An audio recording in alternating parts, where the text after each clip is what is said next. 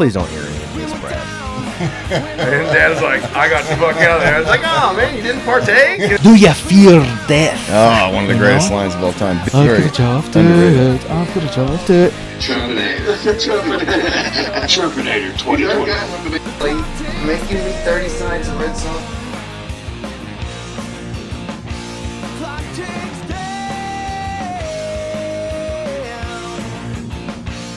Listened to so much. Are you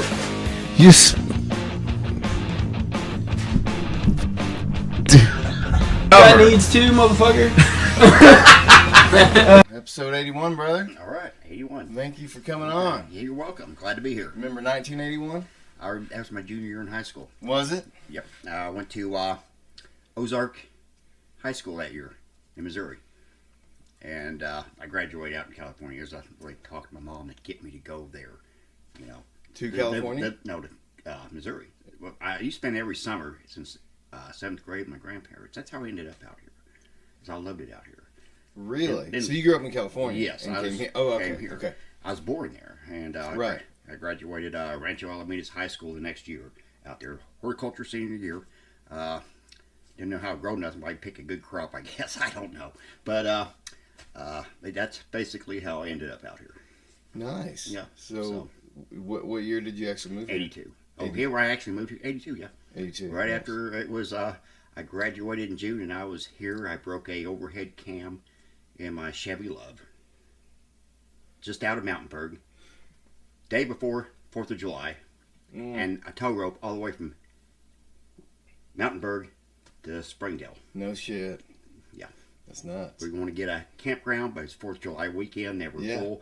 And actually, the whole Tucker clan moved out here at that time. Really? All from California? All from California. My dad, my uncle. So who was out here that you were coming to visit? That was my grandparents, and they lived in Missouri. My mom's mom and dad. So up in Ozark area. And this is my dad's side. Okay. And him and my stepmom come through, and because they were on vacation, looked there, and they liked it. Yeah. And they thought they'd move down here. So they were making plans to move out here. Well, I was already making plans to move to Missouri. And I eventually moved back down here, down here with the rest of the family. And they're all gone except for a few cousins. And I think my cousin Steph, she moved back to California. And my brother Chuck lives out here. He lives down in Chester right now. Nice. So, close with him? Yeah. Yeah, I don't get down and visit as much as I need to. But yeah, I hear that. So what year were you born? I was born in 64. 64? 64. All right. So, man, you got to live the 70s. I loved, You lived them. I lived you were the old 70s. enough to... So I was born in the 80s, but, you're young. Right. So 90s was kind of that decade for me. So Right. you'd have been old enough in the 70s. Yeah. Bicentennial, I was in 6th grade. Yeah? So. What was that like? What was the culture like then? Or was it a proud moment? Yeah, I think it was. 6th grade, 200 years of the American experience, and everybody liked it. Experiment.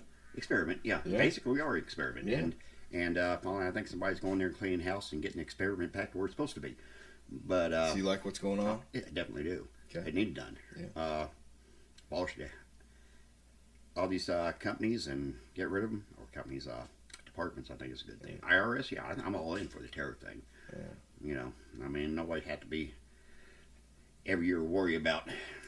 I feel like Trump could save a baby from a pedophile, and somebody would somehow turn it into a bad thing. Yeah, they would. They would. I don't know why these Democrats ain't jumping on board with the Trump program. Look what he's doing. But then again, you gotta see where the money leads. That's the thing. I just don't understand why you can't ask questions anymore. Why are we protecting all this fraud? We're not. They are. Well, obviously, yeah. But I know what you're American saying. families are struggling, man. And there's all this money that we're just doing on wacky shit all over the world. Yeah. Man, maybe give some of that back to us and not tax us as much. I love where this is going. I don't mind paying taxes. I think should be no file, no return. Take like 5% and keep it. I don't want to hear from you. Right. Yeah. And I think that's fair. God gets 10, government gets 5. Yeah. I go with that. But get rid of the filing every year. Get rid of all this get rid of bullshit. that. People don't need that. No. You know, and then they're always changing it year to year, and you know, it's like, gosh.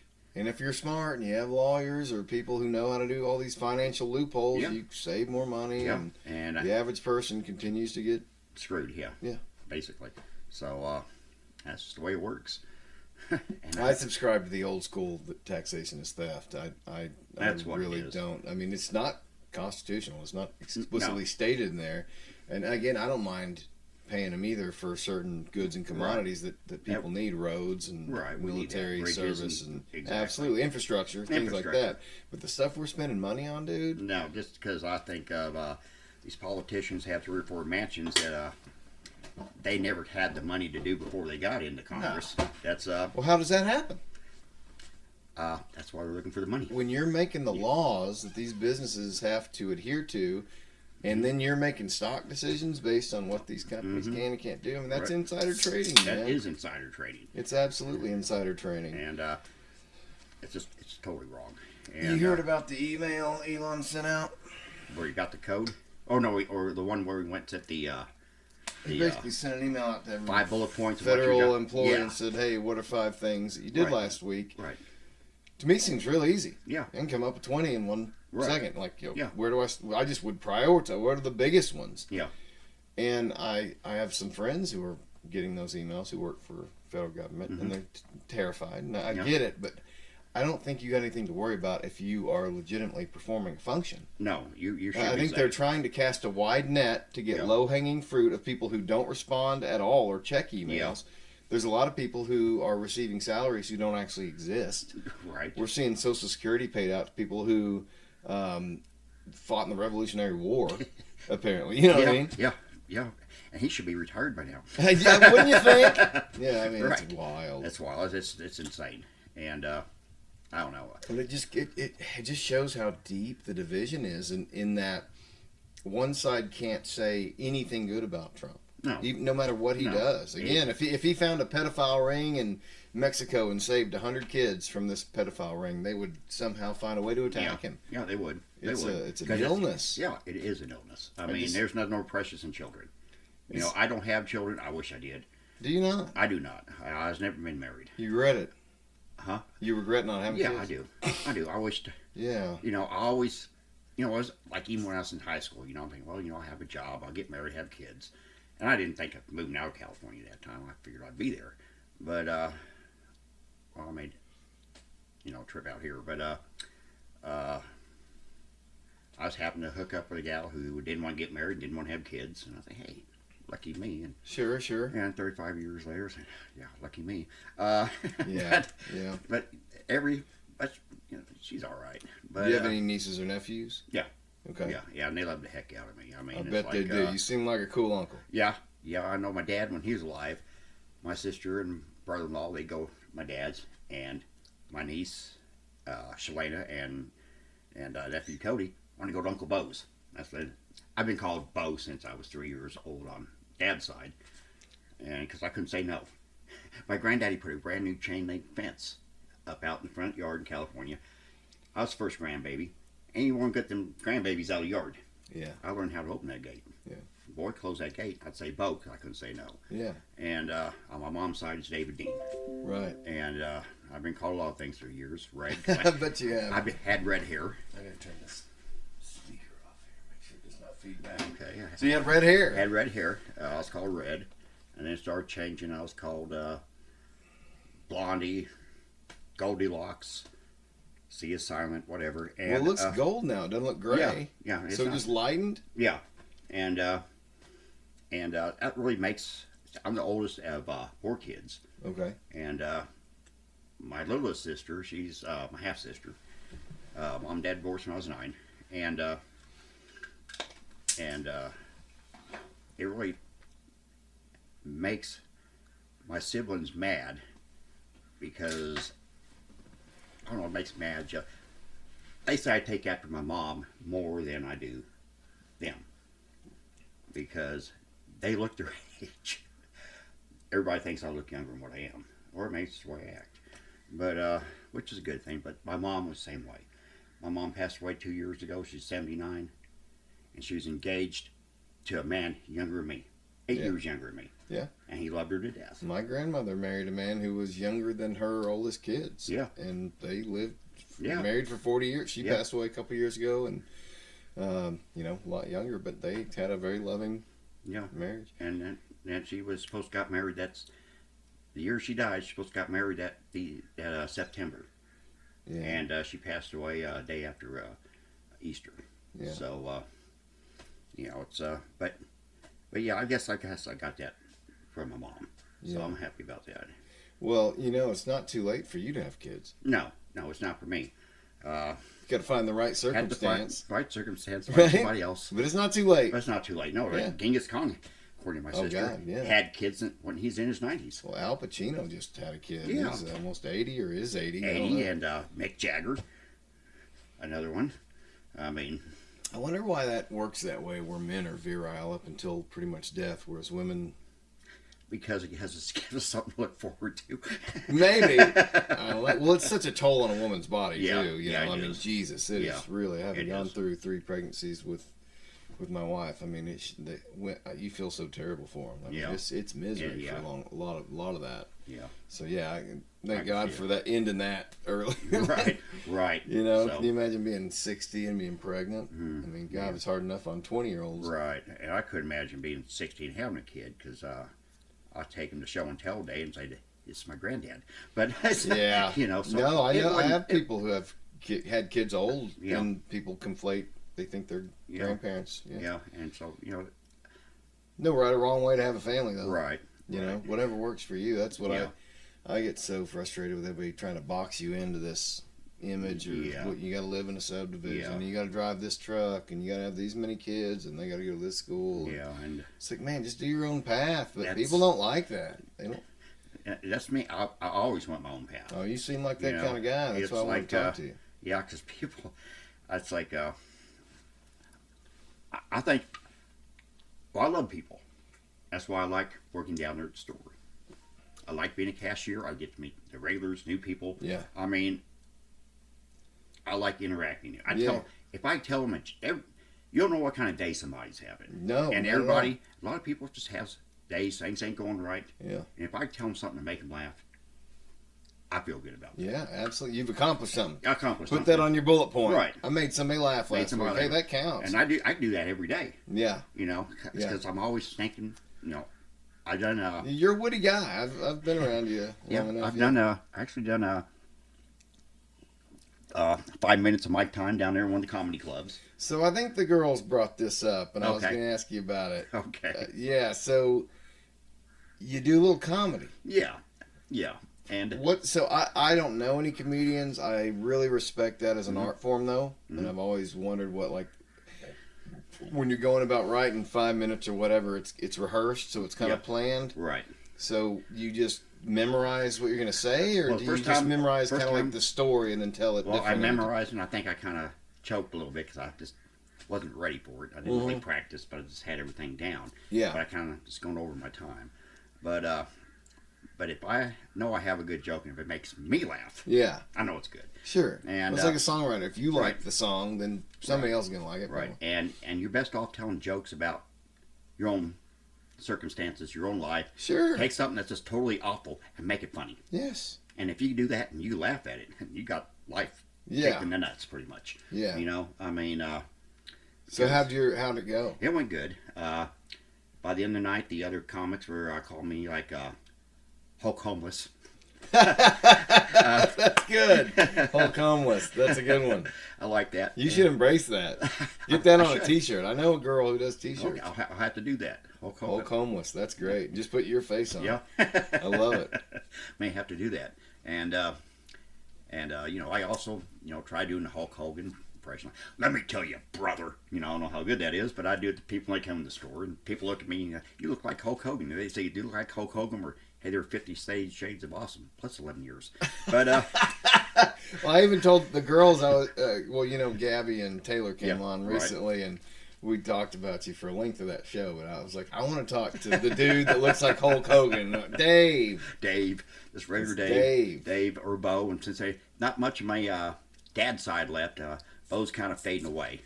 You know, Bo Blondie, Yeah. maybe that'll make that my stage name. I don't know. But, you never know. Never know. You don't want to get rid of a good name or no a good handle. Right. So you got a dog that you keep in there with you when you work, Duchess. Yeah. Right? Well, they kind of make me stop bringing her at the store because really? I sprained her like for 3 weeks. Everybody loves her. Mm-hmm. She'd stay behind the counter. She'd jump up. She'd say yes. She'd walk around the counter. Yes, she's awesome. Let her pet you. She'll walk your door. She'll come back behind the counter. Yeah. That's her job. And I think, my kids were actually asked me when I told them you were coming on there, like, is he going to bring Duchess with him? I said, I think he is. Yeah, I was going to. And I said, well, I better find the place first. And next time I bring her. Well, yeah. I will bring her. That'll be the first podcast guest dog. She'd love that. She'd sit right here the whole time. Oh, I know. I've been around her. She's great. She's great. So what's the story with her? How long have y'all been together? 4 years, I think. I bought her in Tahlequah. Kind of a long story. Well, here's your chance to tell it. That's what this is for, brother. Okay, you bet. It's going to be tricky. I've been with Becky 35 years. We're not married. Hey, congratulations, brother. Yeah, there's no common law in the state of Arkansas, but after 7 years... Is there not? No, there's not. No, I did not know that. No common law in Arkansas, state of Arkansas, but after 7 years, you're considered third cousins. Yeah, we've been sounds together. right. Yeah, we've been together so long. We're first cousins. Yeah, and, be brother and sister on your 40th, right? That's how I need to get rid of her. You think sleeping with your cousin's bad, brother and sister? I don't care how you look at it. It's wrong. A little too close. A little too close. So yeah, I'm gonna have to break that off fast. But anyway. But hey, when you live in Arkansas, you get those jokes all the time. Yeah, you get them jokes all the time. But it's really Alabama people. Come on. Yeah, we know that because it starts with an A and ends with an A. But she fooled around a couple of times, and I never did. And the third time, I started figuring out, I said, you want to race? And then when I finally do it, oh boy, you know who the HOWRE is. Me. Hey, you started this. And I had an affair with a 22-year-old for about a year and a half. She wasn't happy. I don't know why she's still there. She is. But anyway, that's broke up, and she was from upstate New York, and we met at work. And she's just my buddy for a long time. I mean, I met her when she's 19. We didn't really start until she's 22. But she was the funniest girl I've ever met. I mean, whatever she came out of her mouth, I was dying laughing. She's just funny. She's funny. And did you not find it obnoxious dating somebody that young? Yeah, I'm not obnoxious. Maybe she was a mature soul, but I find like people who are under my age she wasn't mature. She was wild. Okay. Well, lived a wild lifestyle. Yeah. And see, I don't. So, and but she went to, but her grandmother died. She's raised by her mom. I mean, by her grandma, because her mom passed away of cancer when she was 8, and grandmother got sick. She had to go back up there, and before she went, she talked me into buying Duchess for her, so she could breed dogs for a living. So this was going to be a breeding dog. Yes, for her. Like a purebred. Yes. So she's a purebred. She's purebred Weimaraner. Nice. Bought her in Tahlequah. I mean, I knew she's a beautiful dog. I didn't know she was a purebred. Yeah, nice. she's purebred, and cost me $800. Okay. I bought her. Actually, not that terrible for. Because they wanted 12. Yeah. And they only had 2 females left, and she picked out Duchess, and I was looking at her sister. She's bouncing around, showing off, right? And Duchess just laid on Miss Gal's lap, and just chill. And that's who she wanted. So okay, so I bought her for her. Next day, she left to New York, see her, help take care of her grandma, and she was dying of cancer. And I didn't talk to her in about 3 months, and October is coming up, and I says, talking about Halloween, says, why don't you come up and visit? Said, yeah, come on up. So I did, and I drove. Upstate New York. Upstate New York, and my God, I didn't know it was a 25-hour drive. Oh, you drove? I drove. Oh, Jesus. And went up and see her, and you know we got maps now. Yeah, I didn't think it was that. I mean, I drove. I mean, that's halfway across country, dude. Yeah, well, I was in Civil War reenactments. Yeah. And cavalry. Yeah. I've taken 88. I've taken horses, 6 horses to Battle of Gettysburg. No shit. Yes, that's the 125th anniversary in 1988. Damn, that's wild. Yeah, that was wild. That's pretty cool. Yeah, and I had the smartest horse there was. He's 7/8 thoroughbred. There wasn't a horse out there that could. So you're a horse rider as well. Yeah, yeah. Go back to your childhood, or No, well, I had a pony when I was little. Yeah. Named Duke. But how'd you get to ride? A pony named Duke. Pony named Duke. Man, that's a song right there. Yeah, and You write any music? Do you play guitar? No, my brother does. Really? My brother is. You seem like you'd be the guy that would strum a little. I never really got to music until like. You damn sure love it. I love it You now. always got it jamming. I love when it. come I in love there, it now when we come to the store because I miss what I used to listen to. Yeah. And there's nothing like It that. sucks now. It sucks now. Yeah. And I can't get. I don't want to listen to any music. That's how bad it is I'm for with me. you. And But we're going back. You're going upstate New York. so I go upstate New York. I see her for 3 days. I says, "You want me to come get you? Everyone come back. Let me know." She says, "Well, I can't right now." I says, "Fine." So I go home. 2 weeks later, she tells me to come up and get her. God, it's made a 25-hour drive. 50 hours back. 50 So hours. I said, "Well, I'll have to wait for Thanksgiving. Mm-hmm. I get off." And I went up there, got her back. Just beat a blizzard coming back. And One of those kind one of of trips. those things, yeah. And I couldn't, I said, "Well, find you a place, whatnot." And we'd look. And it's around the holidays. It's hard to find anything. So we was living in motels. Yeah. And I don't know, I guess I was gone 3 weeks. And one day I'd come home to my place by myself. And Becky was there. Says, "What are you doing here?" "Take a shower, do some laundry." And her words were, "Does your whore have a shower? Don't your whore have a washing machine?" Of course she does. I bought it all for her. We're just out of soap. That didn't go over good. No, I don't expect it Yeah, did. but this girl, she was so wild. I mean, I took her old boyfriends, dumped her off, okay? Because she had to be. I went and got her. That made her my responsibility. So. That puts you in a weird position, it though. did. It did. And it's like. Because now you're like a kind of like a father figure almost, and Mhm. also a relation. Yeah. It's a weird, It's weird. experience. It's weird. Yeah, it is. And it's like, I need to get rid of her. I mean, this girl was making her own alcohol at 15. Damn, son. And taking to school and selling it. Did And- she go to school in Alabama? No, New York. Oh, she grew up in New York, Yeah. so she wasn't just up there. No. She grew up in New York. Right. Damn, I didn't know New York people knew how to Yes, do well, anything. she had half brother lived down here. That's how she come down here. Okay. And so that's how she ended up down here. And then Gotcha. she went back. And to go out and run around something like that, so funny as shit. I mean, there's never a dull moment. But No, not I with mean, you. not at all. No. Like I said, I was boredom compared to her. Mhm. I mean, she helped bring back a lot of the humor that I had hidden inside. me. So she brought back some youthful side of you that Right. you had lain dormant, Right, and that made you a little more youthful. right, and did. So I can understand that. Yeah, Yeah. it definitely done that. Interesting. And okay. And anyway, it got where I was working 2 jobs just to pay for the motel room and her booze bill. And I was working Moni's She couldn't pay refrigerator. for her own booze. Not as much she drank. She could own Budweiser. It wouldn't be enough. I've never drank that much. Yeah. I mean, it's like she'd be What on she drank? whatever put in front of her. Oh wow, so hardcore. Hardcore. Just She's not now. That's to her because she had a couple of kids. that'll That dude, which That'll sober you up. Which I'm glad about that. She good. had to get off that, and I haven't seen her, but a couple of years, but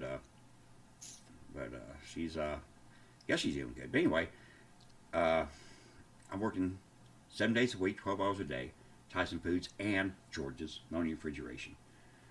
And while I'm doing that, she's out playing around, got pregnant. thank God. Now I didn't have to take care of her no more. That's somebody else's responsibility. You're right. And right. and that's how I got Duchess, because she couldn't have a baby and take care of her dog and Duchess, her other dog. Really? So she gave me Duchess. Okay, so now you've had Duchess on your own for about three and a half years, probably. Okay. And nice. And I know old. It's probably good for you. Yeah. And, are you and Becky still together? Well, she lives in my my mobile home. Yeah, I just bought a travel trailer, so I don't have to live in the same place. It's a totally different deal. I don't know if we're still a couple. What we? That's confusing to me. Well, I mean, business. I mean, no. I know you got questions. Everybody out there got questions about this. Me? Well, it's none of our business. No, I don't care. Tell it. I just don't know the answer to it. I don't. That's fair. Well, you'll figure it out. I need to talk to her and ask her. It's been a long time. Don't let that go down the drain. Yeah. That'd be my only advice. That's a lot of history. Yeah, it is a lot of history. You obviously care about each other, Yeah, that's what I'm thinking, but it's like, if she wanted to kill somebody, I'd probably be first on the list. I don't know. Well, that's marriage, bro. I'm probably on my wife's top of the list as well, but marriage is hard. Yeah, it's hard. Marriage is especially hard. We're coming up on, this will be our 17th anniversary this year, and people change. Yeah. As time goes by, and the person you married no longer exists and hadn't existed in a long time. And so you both have to adapt to how the other is changing, and even not being married. I mean, just living with somebody. Yeah. It's the same deal. Thing. I mean, it's just one is a piece of paper that says you're married, and the other. Yeah. And the other one, you don't need a lawyer, and you hit the road. Exactly. But and that's the way she thought, because she was married once. Okay, and you had not. You've never been. Never been married. Never been married. And we met at work. Seems like I meet all my women at work. I just can't meet them where I'm working now. But anyway, we're in there all the time. But funniest thing that did happen to me one time, had this one gal come. She's young, same age as this other one, young. She always called me handsome, so I called her gorgeous.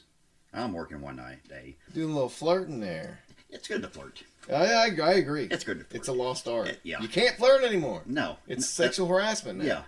Yeah, but if you flirt with me, okay, that opened the barn door, and I'm gonna flirt back. And I agree. And anyway, she always called me handsome. She come in and called me handsome one day, and this one guy come in, and I've known him for a while. I used to work with his brother years ago, and she calls me handsome. He looks at me like, what the heck?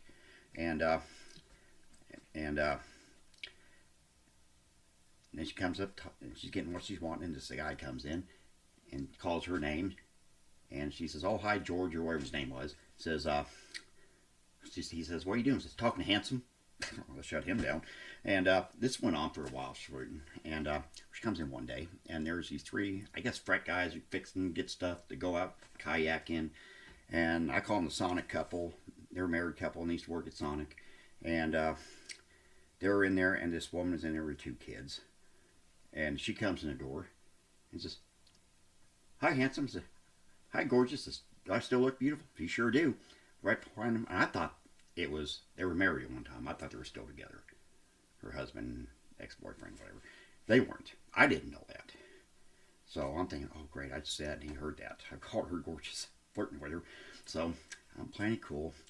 Frat boys get up, they get their stuff, and everybody's looking at me like, well, not yet. But they leave, and they get a bunch of stuff. Her and this guy. And she's, "Don't worry, he's going to pay for it." And she goes out the door, and she says, "I love you." Yo. I love you. And everybody's looking at me. And they all know they were a couple, or were a couple. And so I say, so I count on us change. "By the way, buddy, I love you too." Nice. What are you supposed to? He says, "I love you." So it's a loving store. So, okay, because he's a gun fanatic, so that's probably a good thing. I can't hit nothing. I got a bad eye. That's why I don't hunt. Yeah. I mean, I get twisted. Well, I didn't know when she kept calling you handsome. I thought the punchline was going to be that she was blind. I thought you were working a joke out there. Well, no. If she was, I hope she had seeing eye dogs. So Duchess had we double dating, but I want to see you do some stand up. Are you doing some more? Are you gonna do it Yeah, again? I need to do some more. I don't want to put you on the spot or anything, but I try. Just things come to mind. Like talk about Duchess. I said, I take her everywhere with me. Yeah. I take her neighborhood market. I go in there. Somebody asks me if she's a service dog. I said, she's not a prostitute, but stay away from my dog. Mm. But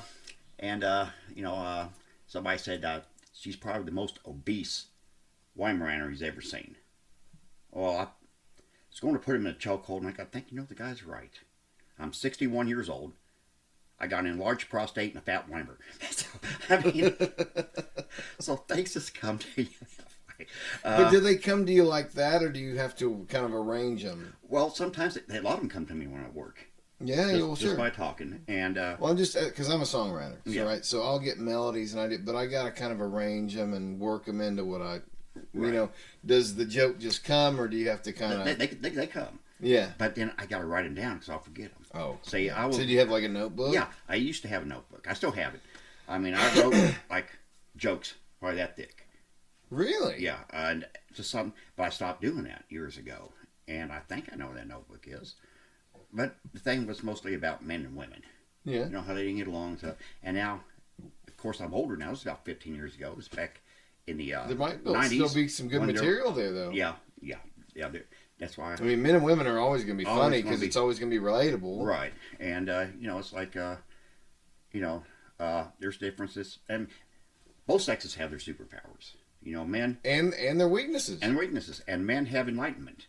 Because they were enlightened to go to the moon, to cross the Atlantic Ocean, to start a United States of America and everywhere else, and build bridges and monuments. We're enlightened in that way. And women, they have intuition. They know what's going to happen. They see things coming that we don't. Men don't. And when a woman uses their intuition, this one poor son bitch out there fixing to get a whole lot of enlightenment. that's about the only thing I can say. That's a good bit. Yeah, and that came to me years ago. That's in my notebook. That's one of the ones I can remember. But that didn't just come to you prepared like that. No. You had to kind of Yeah. craft it out. Craft So it there's out. a craft and an art Yeah. that you kind of have to merge. Yeah. And that's what, like writing a novel. You can tell a great story, but Yeah. capturing it, Right. typing it out Right. is another That's thing. kind of like what I thought about this podcast. What if I come on here and I do this and it's brought out there and I think years ago there's one gal that I would have first time I looked at her, that's the woman I'm going to marry, and we dated, and we met at Tyson's. She's working there during the summer. She went to university. Beautiful girl, and I just thought she was too good for me, and I told her I got some other girl which I didn't, pregnant, so because I was So stupid. you sabotaged, I sabotaged your own my own- relationship because she thought she was out of your price range Right, or out of your. my lead. How did my buddy put it to me the other day? No, I think that's how he said it. She's out of my price range, but same difference. Yeah. So, but you were still dating her. Yeah. So she was obviously okay with. Well, I mean, Who until I you told her were. that just to get out of the relationship because I thought she could do better than me. I mean, I was just a boiler operator at the time. I mean, what the heck? So, do But- you think you did like the noble sacrifice and let her? No, go I meet- thought I was very stupid. That's the stupidest thing I ever done. Yeah, probably. That was it. And that's the first time I ever made a girl cry. I never made one cry since, I don't think. And I felt really bad, and I feel really bad today. But I said, I come on a podcast. So I'm like, hey, she'll see it, and she'll contact you and bring me on for a second round, and we meet. And I said, you could make actually a sitcom out of something like that. And what are you going to sitcom with that? Well, then you actually, same time, well, there's another one I've seen before the one I'm living with for 35 years. That, I mean, she looked like a catwalk model. I mean, she was just gorgeous. Had two redheaded boys. Said, and she was blonde. Said, I had red hair at the time. Said, yeah, you look like their dad. When I do their mom, that kind of scared me off. It shouldn't have. It shouldn't have. It But- shouldn't have. It shouldn't, So you but got it some can. weird hang-ups too. Yeah, I do. You have a weird code of ethics. Sometimes I don't think I have any ethics. I think Yeah, I'm but- ironed out. But it's like, Maybe, yeah. but I mean, well, I don't. I don't know. I mean, you have some code. Well, maybe it's your own insecurities. That's probably what it is. Probably being. I'm not worthy. Yeah, I think that's what it was. And actually, last one I seen, she didn't want me for a boyfriend. She says, "I like you being my hero." Yeah. And she said, "If it wasn't for you, I'd been dead or in jail." Yeah. Because she's doing other stuff besides drinking. Hey man, that's a true thing. And, that's a true statement. Yeah. I've had moments where if I'd have taken a path, I'd have been dead or in jail. Yeah. And I know where those paths are. Yeah, and she really thanks me for that. So I'm hoping that wasn't my purpose in life. But it already came and gone. Hey, but if What is there now? But I mean, if you're putting good out into the world, that's what matters. that's what I don't understand. You do social media at all? What do you? I don't do any social media. It's the first social media thing I've done. I mean, I don't even go to Facebook. I maybe go and read what people are doing, but I'm not on. If I'm on Facebook, it's like me twice in a week, that much. Yeah. I mean, I Don't play. So I didn't get on it until October 2023. Never. I didn't want it. I just didn't like it. Yeah. It creeped me out. I didn't use it to promote my band, even though it was around. I just, old school, afraid of new things. Well, when I decided to start doing stuff again, start the podcast, you got to have a social media presence to get the word out. Yeah. But the thing that has really struck me the strangest about social media is how it's a beautiful tool. It's just like a hammer. You can build a house with a hammer, or you can kill somebody with it. Right. And social media is a tool, and you can share pictures of your kids and beautiful things, but people use it for division. Yeah. It's like, even if you believe a one way or the other way, why are you going out of your way just to piss the other side off? Like, you're not going to convert anyone. No, I don't know. What... You're not going. All you're going to do is sow division and make people angry. Yeah. And then you find out, people are monetized, so the more engagement they get, then they make money. Yeah. So now they're getting paid to divide. Yeah. And we're just finding this out now at a small level. Yeah, and it's this bigger goes than what we think. Very high. This goes up to the mainstream media. Yeah. They're paid to divide. Yeah. And I'm sorry, I don't That's know why what other word to use other than stupid people falling for this bullshit. Yeah. Yeah, it's people that can't afford cable. I don't know. Or can't get on. I just hate the division of it. Yeah. Yeah, I hate it. And I got caught up in it. It was like, man, I've got to die on this sword and prove my point to this random internet stranger. It's like, I'm not going to convince anyone. There's no point in getting into these dialogues. And I think the people who are making money off of it and trying to make money off of it, I think it's morally reprehensible. If you're okay with it, do your thing. But I think it's disgusting to just go out and say, hey, I'm going to piss somebody off so I can get a bunch of engagement and then get money for the clicks that I'm getting. Right. But that's what the media's become. Yeah, that's it. Clickbaiting. Yeah. Yeah. Fake bullshit headlines. Yeah. That's that are absolutely untrue. That's why I'm glad I was born in the 70s. Yeah. I mean, our big thing was playing Pong, and our phones were attached to a cord. Well, you were born in 64. You grew up in the 70s. Yeah. And you still have that 70s vibe about you. That's what I've always thought. I was like, this dude's still, that's where he wants to be. That's what I want to go back to. I want to go back to the 80s. Yeah. I'm the same way, so, man. I just loved the imagery and the packaging, like everything about it. And everything was new when you're at that young age. And it felt like the future. Yeah, it's like the future. And now everything I'm older. Was cool and new. Yeah, and I see the future. I'm not impressed. No, it was better. Better back then. It really was. Yeah, in a lot of ways. And now we've come a long way. Yeah. With a lot of things, but we've also regressed. But we're digressed and we're lacking. Yeah. So. I think people are lazy. People are lazy as parents. People are lazy as human beings, as voters. Yeah. Yeah. I have a ton of respect. If you're on the other side of the aisle and you do your research and we just disagree, at least I can respect your opinion. Right. Because you've done your research and we just disagree on a fundamental issue. We both have the facts. Yeah. It's the people who just run their fucking mouth all the time. Yeah, they don't work. Have no idea what they're talking about. And I saw some headlines on TikTok, and now I'm going to post memes about it. Yeah, and it really shows your ass too. Though it's kind of embarrassing. It does. I mean, and then when it comes first to name calling and everything else, well, you're not going to win that argument because you resorted to a lower standard. Well, man, you just brought up a great point. The only times I've ever gone into the political fray and tried to ask some questions and have conversations, they come at me with "you're a racist," "you're all these names," and just spewing hate. I'm like, I've already won the argument. Yeah. If name calling is your argument, you've already lost. You already lost. That's not an argument. Yeah, that's like that's an emotional reaction to something you don't like. Yeah, it's not an argument. Yeah, I saw Joy Reid got fired. NBC. Hey, adios, which is bitch. Adios, exactly. She was one of the most hateful and it has nothing to do with her being a woman or being black or anything. No. She was a hateful, fear-mongering racist. Racist. Absolutely, that's what she was. She was. And talking about if I think Rachel Maddow needs to be the next one to go. Yeah, that guy's going to go too. He does need to go. He does. He really does. He needs to go. Yeah, Raphael Madcow. But I think old now I got completely. But anyway, because all you ever heard out of Joy Reid was white ring extremists and white privilege. Yeah. Well, you know what? I don't have white privilege. So I need to know where to go get in line to get mine. Well, but the white ring extremists, I wish you would point them out to me so I'll know who they are. Well, here's the whole thing with... I've been white all my life, so I don't know who they are. With this whole... They're mistaking race for class. Yeah.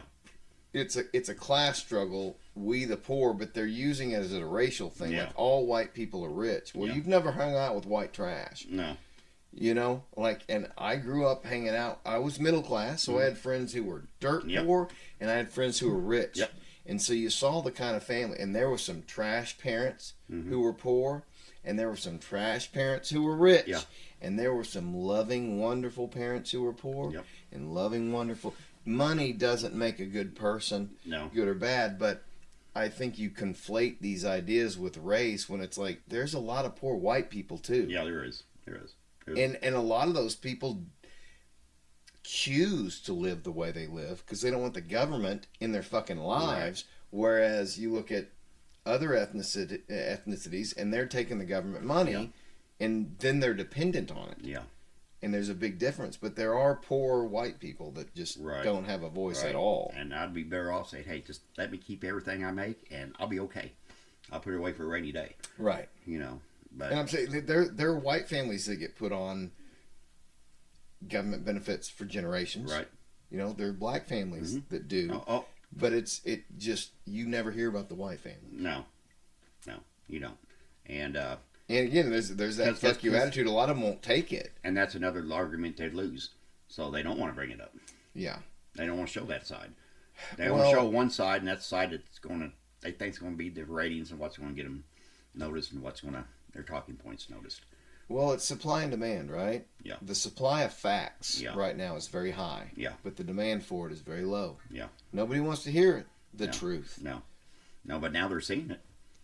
And they're melting down over it. Yeah, they are. They are, you know. It's just a really wild thing. Yeah. That I don't... And feel free, if you disagree and you're listening to the show, put it in the comments.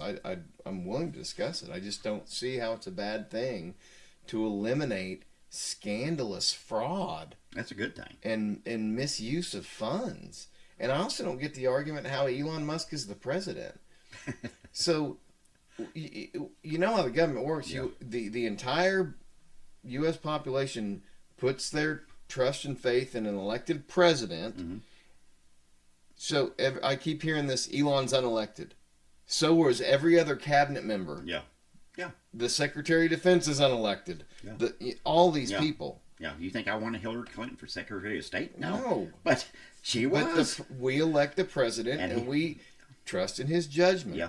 Right? To hire who he wants to hire. And he is hiring the people that, honestly, the people who are paying attention want. It's a dream team. Yeah. To people who are, and I'm not even conservative. Yeah. I'm just tired of the bullshit going on. It's gotten nuts. It's like there's not been a dad in the house for a month. For a long time. And the kids have just gone feral. Yeah. It's like, dude. Yeah, and they come home, who are you? But, yeah. Yeah. What the fuck is going on? Yeah. It's nuts. Yeah. And I'm tired of it. Yeah, and I think the whole country is, and they're starting to see that. And there's still people afraid to speak out about it, but you're definitely... I mean, they demonized Trump more than anybody in history. Yeah. And he overcame it. Yeah. And if that ain't the most American thing I've ever seen. That's American, and that's strong leadership. I mean, that's they say what they want, and it just falls off his back. People hate a winner. Yeah. You remember, and this is a football analogy, but when Tom Brady was the the guy going in for Drew Bledsoe and won a Super Bowl, everybody's rooting for him. Yeah. They rooted for him the next 2 times. Yeah. And then it was like, okay, you've had your day, right? Yeah. People like an underdog. Yeah. Right? Right. And so if you've had your day in the sun, then people start hating on you because then they start getting jealous. Yeah. They want to root for that underdog because it gives them hope. Yeah. But then when you have what they don't have, they want to tear you down. Yeah. So society Yeah. brings people up and then they tear people down. Yep, that's what they do. And it does it just ordinary average citizen. But it's a selfish, greedy thing. That's what it is. And that's what our society does. Yeah, unfortunately it does. There's a lot of bad. I mean, unify. I mean, that's why, like I said, why I like working with, I get to interact with people.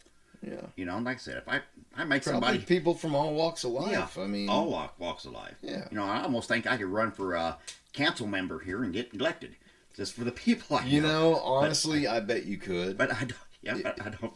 That's not in my scheme of things. Oh, I know, but you could never get elected president. No.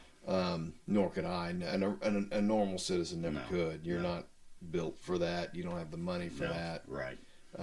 It would destroy your soul. It would. It would mine. I mean, I don't think anybody. And I hear this argument a lot too. Do you think Elon and Trump care about you? I mean, no, they don't know that I exist. But even if they're concerned with their own success, they've tied it to America. Yeah. So they want America to succeed. Yeah. So it seems like if you're on the plane and you're rooting against the pilot, you don't want to land. You're a fucking idiot. Yeah, exactly. You want all this nice landing, buddy. Even if that pilot disagrees with you politically, don't you want him to land the plane safely? Yes. So why can't we get behind our president? Right. I just didn't see this level of nastiness during Biden. I was rooting for Biden. Yeah. I thought he was decrepit. I thought he wasn't controlling the country. I assume it was Obama. Yeah. Because it wasn't Biden. No. But I was rooting for the president. Yeah. I wanted him to succeed. He's president. We want the president to succeed. We yes. want to be. It sends a message to other countries and around the world. Yeah. That's our leader. This is the guy you talk to, and he's supposed to be for the American people. He wasn't for the American people. But it's the side that preaches inclusion and tolerance that is the most intolerant, racist, hateful group of people I've ever met in my life. And I've never experienced anything like this until Trump. Yeah, right. And then it's like, if you like Trump, you are a monster like he is. Yeah. And it's like, you don't know me. You're judging me by the color of my hat. Yeah. Doesn't that sound familiar? Yep. Exactly. And can you imagine the shit that these black conservatives get? Oh man! You hear the names they get called? Yeah, Uncle Toms and everything. Oh yeah. So it's okay to be racist to a black conservative, but you can't be. Yeah. But what? The logic can't be racist just to a black liberal. No. You shouldn't be racist to anybody No, ever you for any shouldn't be. reason, regardless of what side you're on. No. Judge people on the content of their character. Wasn't that what Martin Luther King said? Exactly. And I have all types of races come in the store, and I get along with all of them. I treat them just like a person, And I make black people laugh. I make white people laugh. I make yellow people laugh. I make the Mexicans come in or Hispanics. They laugh. Because I don't care who you are. Well, I think if you dwell on hatred so much, it just makes sense that you eventually become the thing you hate. Yeah. Because it tears twists down you, your own soul down. And you be right. And that's why I got humor. That's my escape. Yeah. I mean, how long? Could you do 30 minutes? Yeah, easy. Yeah. So what kind of avenues are around here for you to do that? Like, there's that. What's the one up in Lowell? Somebody told me the name of it. Was it? I mean, they get big acts. They've got a lot of. See, I just the Grove. I think it's called the Grove. I think that's one a buddy of mine told me. You need to check on that once they have. They got an open mic. I'm pretty sure you should do it, man. It's just getting everything set up and I would film it and put it out if you would do it. I can do it. We'll put you out a special. Okay. We'll edit it. We'll make it happen. Okay. Yeah, I'd like to. You never know. It won't be fancy or anything. Just like a one camera shot. We'll just edit it down to the best shit. Right, because you never know what could lead to a sitcom. It's like Is that your dream? Is to act in a sitcom? If you could be like, I think your dream job, yeah, like Kramer. yeah. Oh, like Kramer or I'm not saying exactly like Kramer, but like that kind of the wild dude. Yeah, yeah. Or would you want to be more like the Bruce Willis kind of lead? I would. Well, see, that's my thing about doing Civil War reenactments is in battle. You know, you had your battle and whatnot. And of course, I was a lieutenant. I was like second. You weren't fighting for the Union, were you? Yeah. Were you? Yeah. Oh, really? Yeah, yeah. Because I started in California doing this, and I started Confederate. We go Jackrabbit Trails. We'd have a battle skirmish, and you'd have, and it wasn't as big scale as what it is out here. So you'd have 30 Confederates and 7 Union. Yeah. Man, this ain't right. And I got out here, it's the same thing. Just more people. And that's hilarious to me. Yeah, and that's the way it was. Everybody wants to be on the Confederate. No, and well, 6th grade, bicentennial year. We had to do a thing on bicentennial for the United States. Right. And our class was Civil War. And 6th grade class, and I was the only Confederate soldier. Right. In our play. I had 3 or 4 more guys going Confederate, now I'll change to go Yankee. Hey, come on, guys. So, and the girls, they had on the ball dresses. We all had a little line we had to speak, and I got myself noticed. Not only being the only Confederate, but we all had fake mustaches, most of us. And I had mine taped on where I said my lines, it'd come off. Of course it did.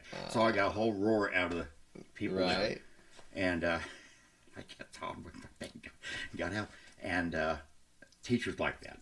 Yeah. Because they says everybody's falling asleep during that. It's like the 12th kid finally got to say something. Right. And they said everybody loved it. And so I kind of thought, well, you know, I can do stuff on my own for laughs. And so I guess going out here and doing Civil War out here, I went Confederate first time down here at Prairie Grove, and that was in 86. Yep. Or 84. I've been to many of those. That was 1984. And then I got hooked up with Doug Kidd out of Tawnytown, and he's with 7th Illinois. They were regional in the United States. Members all over. They done Confederate, they done Union, mostly Union. And because there's always Confederates to fight. And the first time, 4 of us, I got a buddy of mine from work and my lead man at work join up with us. And so we had our own little squad. And we called ourselves 1st Arkansas, which was actually a 1st Arkansas station in Fayetteville. This is like Dungeons and Dragons in real life. Yeah. You're getting, like you're getting out there physically. And saber play was the best. Mm-hmm. I loved saber play. I couldn't be beaten with a saber in my hand. No shit. How did you get good at a saber? Because I had a good horse. Eclipse could turn on it. I bought him from a girl that used to barrel race. Oh, wow. So you just lay that over his neck. Is it true that all barrel racers are hot? I'm pretty sure it is. I've only dated 3 barrels, so I couldn't tell you for sure. Yeah, but that's fair. But he didn't have brakes. Eclipse didn't have brakes, but he could run. He's fast, but he could turn on a dime. Yeah. And we went to one place in Missouri, and we're fetting Shelby's Cab, which were Jesse James and all them were out of. Yeah. And we're the 1st Arkansas. And back then, the original Shelby said if they ever caught any 1st Arkansas, they'd hang them on sight. So there's rivalry. Well, you know, we got along with them. So there's a Civil War reenactment rivalry. No, not now. There was, but no. In the original Civil War, there was. You know, they say it like, and then they also hated Kansas, the Redlegs. They do the same thing to them. But I'm saying, are there rivalries within like the Civil War reenactors, like within the groups? No, I think it's just because South Park did an episode about this where like Cartman basically took over the Confederate Army and was like, "We're gonna win it," and like they started really fighting. You know, like you don't ever get any of those guys that are like, "Oh, fuck, we're gonna win this battle this year." Yeah, no, we didn't. But I mean, First time we had 8 men was over in Oklahoma. I want to say Muskogee at a park in Oklahoma. And we had, or it might have been Big Cabin, but we had 8 guys, and they had 30. So we go on pistols and come back, reform, we saber charge, and we had 4 of the 4th Missouri guys for this, and the 1st Arkansas. And I didn't think I was that good. And I figured Dwayne, I can, he's a lead, big guy, 4 arms that big. Big old Popeye 4 arms. Ike's a heck of a nice guy. And he's had horses all his life. And I figured he was good. I figured Dwayne's a lot better than me. Dwayne's about 6 years older than me. He's like a big brother to me. And then we had Doug. And Doug was the drill sergeant. Okay, ladies, mount up. Yeah. I mean, it's like almost like another Clint Eastwood as far as Doug Kid. Yeah. And we were trained. And so we go in with sabers, and I'm taking count. I got 7. I said, hey, we're doing good. I got 7.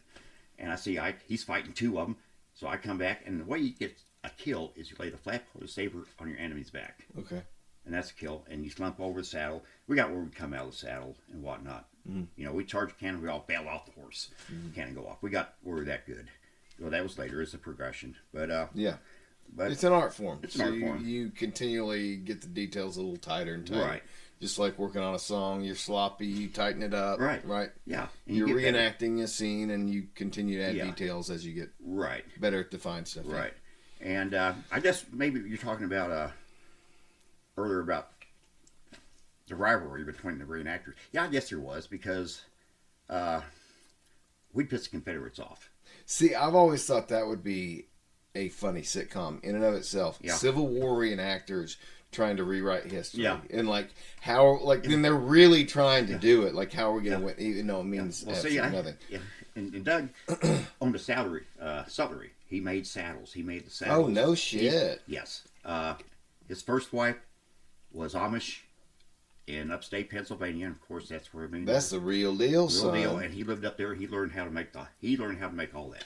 Those people know Jesus up there, Yes, man. yes.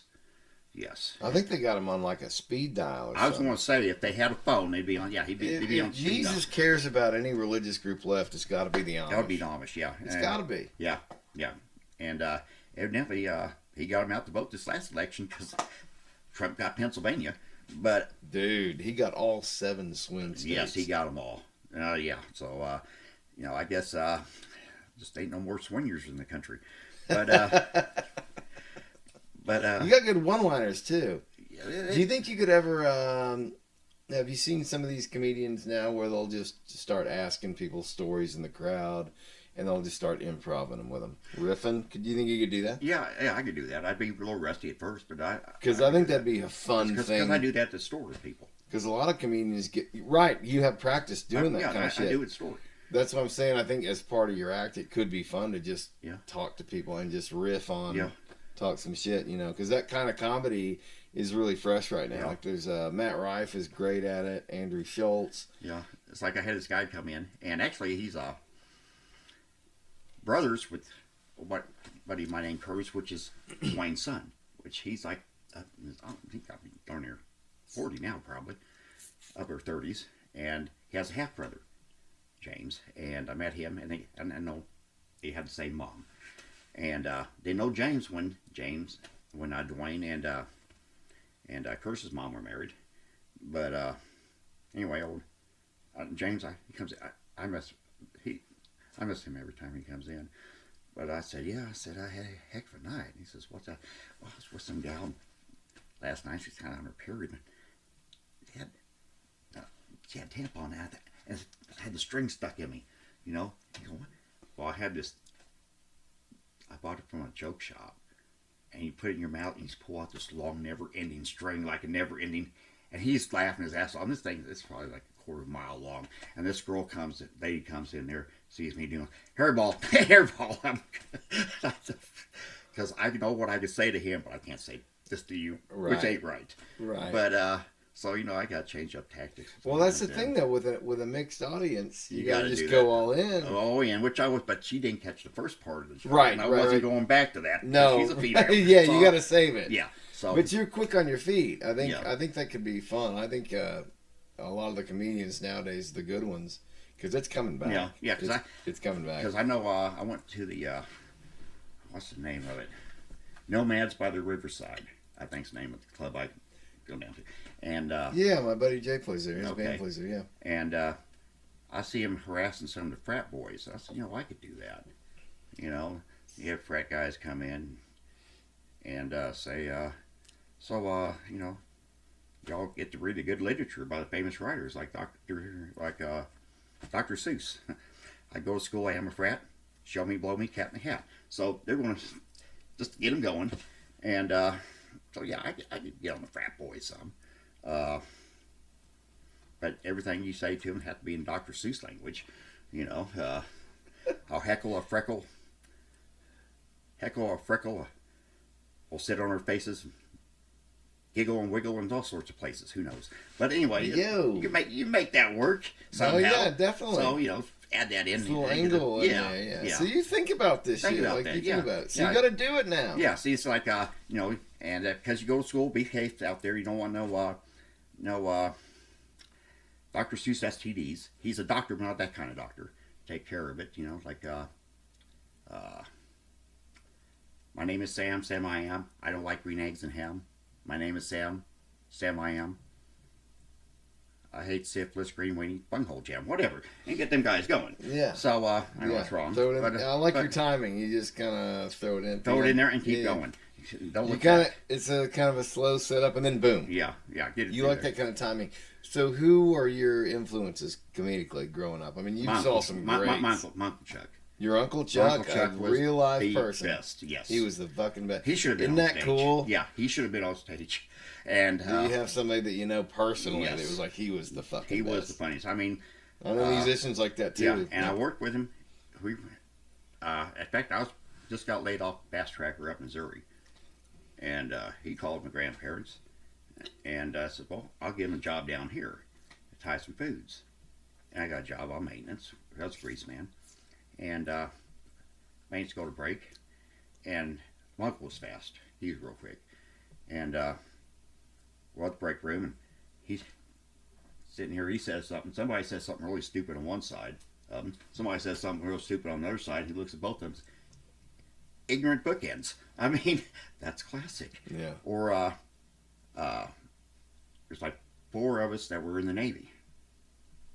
And he says, "This ain't Tyson Foods. This is Popeye's Home for Wayward Sailors," pretty much. So I mean, just a little. Just quick. And did he ever do any kind of organized performance stuff though, or was he? Oh, he performed with the family. I mean, just everything he done. Well, that's the thing. A lot of people are just that way, and Yeah. they're just funny. And so I get that. He kind of my inspiration, and that young gal is that probably the two most that influenced me as far as I always had the comedy. Emmy, my uncle brought it out. Then I kind of lost it along the way, and it was kindled with the New York girl. But because I mean, just the laughter. I mean, it's like we need it more than ever. And I know always needed it. That 25-hour trip back to Arkansas, driving back. She only know I drove up to here, and so she knows now. But living, but I'm always in trouble with her anyway. But that 25-hour trip seemed like only 4 hours.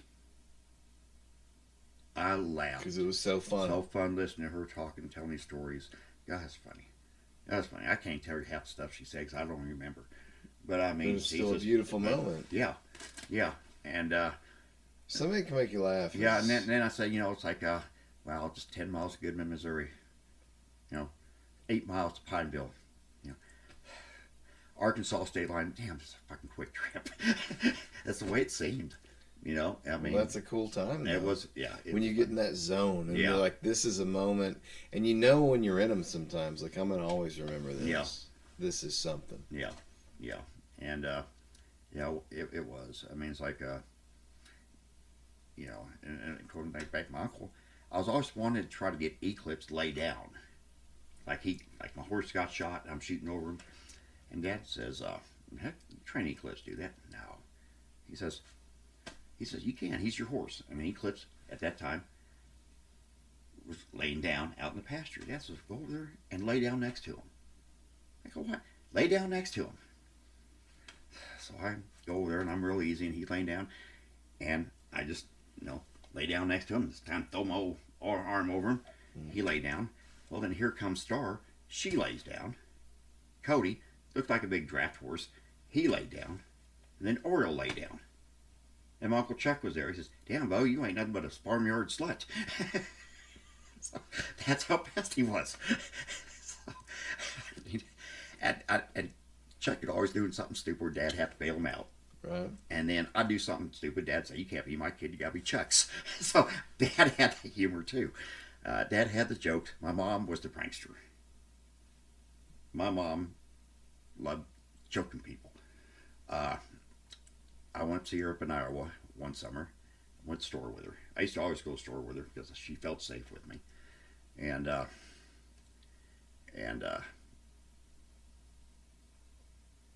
she has all these feminine products in her hand. And I said, what are you doing, Mom? I'm looking for somebody. So who? Some guy. What guy? So I don't know yet. I ain't found him. What? He says, well, why don't you just take these feminine products, and when he's shopping and has his back turned, she throws them all in his cart. So he goes to pay for it. Where these Tampax come from? All this come out of, where this stuff come from? Just put it off the side. My mom's over there laughing, just watching it. Wow. Because she thinks that's the funniest damn thing. What a lady. I said, my mom used to model. My mom, she got knocked out of the Miss Universe contest. No shit. Yeah, she got disqualified. She got up there in front of the judges. One says, hey, Shirley, how are you? He'd seen her a while. That got her disqualified. Say, repeat that? There's 3 judges and interview for the Mrs. Universe contest. His mom was married to my stepdad at the time. And she says, one judge said, well, Shirley, I ain't seen you since blah, blah, blah. Well, that got her disqualified because the judge knew her. Oh. And then he apologized. He didn't, well, that it happened. Oh, and, man. Yeah, and there was my dream to be the son of Mrs. Universe, where I could have probably been in Playgirl 1989 or 1988 or something. Who knows? It's not too late for you, Dave. I'm telling you, the world needs Dave. I firmly believe this. That's what a lot of people say, but it seems like I have too much going on in my mind. But it has an outlet, and it's humor. So you just need to find out how to monetize it, and that's a hard thing to do. That's a hard thing to do. I don't. It is a hard thing to do. Yeah, and you got to put, like, if you're on YouTube, for example, like I'm trying to get to monetization, and I'm doing real good on the hour count, but the subscriber count. Yeah. You got to have 500 subscribers, and we have thousands of hours. It is, but the hours are killing it. But the subscriber count is lower, and 2/3 of the views from the podcast come from people who aren't subscribed. So if they would subscribe, so subscribe if you're listening to this, and you're not subscribed, please do. But it would be a lot easier to do all this shit if we could make money at it. Yeah, and get you better content. Yeah. That's like it's just, and that's one thing I learned about the New York gal is she grew up just dirt poor, and nothing went right for her. So is she urban or rural? You said upstate, so that's rural, right? Rural. Yeah. And the old drinking and driving is only 3 miles from Pennsylvania border, so she went to drinking in Amish country because there were no cops. Yeah. So when I went up there for 3 days, that's all we did is drinking and driving in Pennsylvania because there were no cops. Yeah, they had cops, but they were on a horse and buggy. So so you got around as long as the gas gave up. Didn't give up. But because there were no gas stations. No. Actually, the night before we come back, when I picked her up, she's on her phone. She's feeling bad about coming back. Well, not coming back, but leaving. She has a lot of things on her mind. And this is drive around, this drive, turn, trying to get her turning. And I'm thinking, man, we're going in a big circle. The heck with that, I ain't going to tell her to come to this first turn no more. I'm just going to keep going. We ended up getting lost. She didn't know where it was dark. Then it had no internet service. And then then we finally got to show them we're like 50 miles away and we're out on fumes. no gas stations. Mm. And finally we found a town that you recognized. Okay, I know where we're at. We get there, but the gas stations weren't open. It's closed down. Okay. Okay, so let me drive. I know where's the sun go. No, we're not. You're not driving my car anymore. And she drove in the correct window, but driver's side is okay. But I said, no, you're driving. But anyway, we're going on fumes and filled up. Went back to the motel, got everything, took off for the blizzard out there. And me, her, and 2 dogs. And we've been banned from just her, banned from a lot of hotels. What were you doing in these places? I think it was the dogs. Mm. So you let them out, they'd make a mess, tear stuff up. And no telling what she's doing when I was gone. So there ain't no telling. But that's all right. I mean, things worked out for the best for everybody sooner or later. If it ain't best now, just wait a while. There's something about Arkansas. This is just my personal point of view, but growing up, rock stars were like the most badass people to me because they didn't give a fuck. They didn't follow rules. Fuck authority. Yep. You know, you even had, and they were trolling people too, like Manson. Like I don't believe for a second that Marilyn Manson worships Satan. It was all an act. Yeah. You know, it was, I think he's probably dabbled in reading about the occult and all that stuff, but I don't think I think it was a way to troll conservatives at the time. Yeah. You know, but we grew up with such cool rock stars. I mean, Keith Moon, John Bonham, Jimmy Page. I mean, the list goes on and on. Even in grunge, you had these legends. You know, a lot of them died young. They lived hard and fast. Yeah. You know, and that, I don't know, that speaks to me like a gunslinger. Yeah. You know, pretty much. The guys that lived hard and fast. Yeah, they lived tough lives. They died young. I don't know. There's a mythology about America. Yeah, the gunslingers died by the gun, and rock stars died by the rhythm, I guess. Or the needle. Yeah. Or the bottle. Yeah. You know, Yeah. it was a different kind of death, but it was a young, hard, fast. Party. I'm gonna go all the way. I'm gonna make it or break it. And some of them survive. Yeah. Yeah. But it's a hard thing to break through. Yeah, and they're thinking, man, it ain't gonna happen to me, and it does happen. So I feel like the whole country's reset right now. I mean, Hollywood is dead. Yeah. Netflix is making the move for all of entertainment. You've got, music. There's 100 different platforms. Yeah. People are telling me all the time, "Oh, I want this platform for your podcast or this platform," and it's like, man, it's easy for me to just put it on one. Yeah.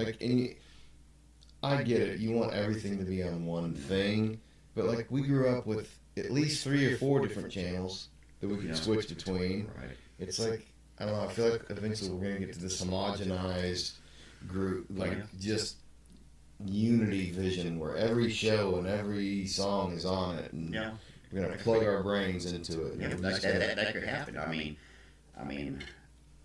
the only thing I had for a platform was 8th grade. My mom bought me platform shoes when I graduated.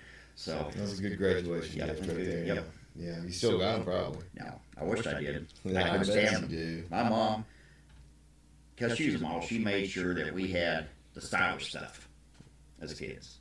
And I thought, I just wanted. Was that California? Out of California. I just wanted jeans and a t-shirt. Mom, I don't want none of this stuff because Mom thought it was cool. As a kid, I didn't think it was cool. Right. I didn't want to go with what the rich kids had. Right. That wasn't me. Right. You know, I didn't have to have. But my mom, she always wanted stuff that other people didn't have. It didn't have to.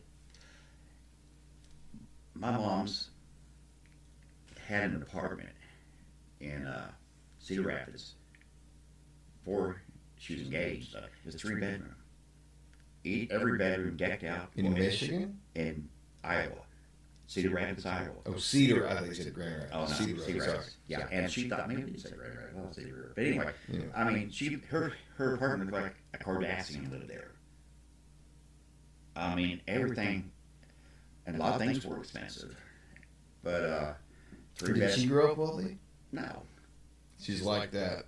But she just had that she just wanted things like that. And you made her feel better about herself? Yeah. Because she grew up poor and wanted to have luxury items. Yeah, and I seen Mom when she was in high school. They had old 8mm films and all the old, movie projector for home movie. And Mom was beautiful, but Mom looked plain in high school. And Dad helped her with her career of being a model. Dad opened his own business when he was 20. Automotive business. I always thought my granddad's was my dad's. And then he ended up selling my granddad and moved to Kansas when they got divorced.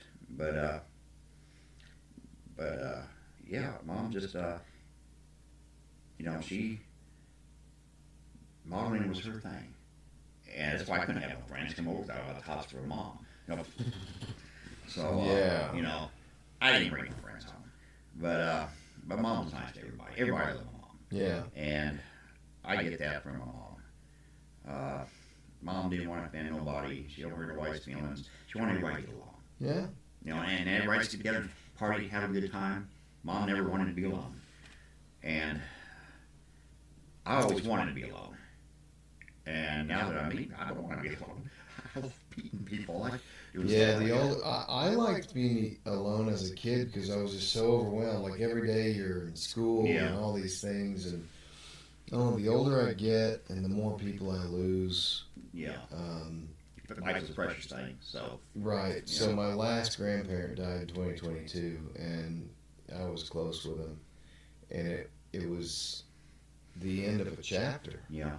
That generation, my family's generation was gone. Yeah. So now it falls to my dad's generation, right? So I move up a notch. Yeah. And that's kind of a scary thing. Yeah. It's like I'm like lieutenant now. Yeah. I was just the grandkid fuck up before, but now you move up and then you're the matriarch. You're the one that they're all looking for. Yeah, you're the oldest. matriarch, patriarch, whoever it is. It was my grandma when she was alive. When she died, it was my grandpa.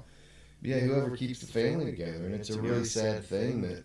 And now everybody's so far apart that it's just hard to get back together. Well, we're closer together, but more far apart. We've got all the social media, but nobody actually sits down and has a conversation. Right. That's what's bad. Yeah, you get together at social functions, and there's 20 people there you got to talk to for 5 minutes, and it's all meaningless bullshit.